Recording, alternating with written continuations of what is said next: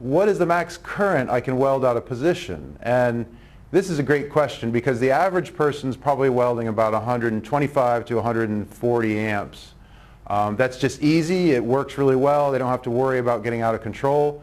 In general, the max current that I weld to show people how much you can run is about 180 amps.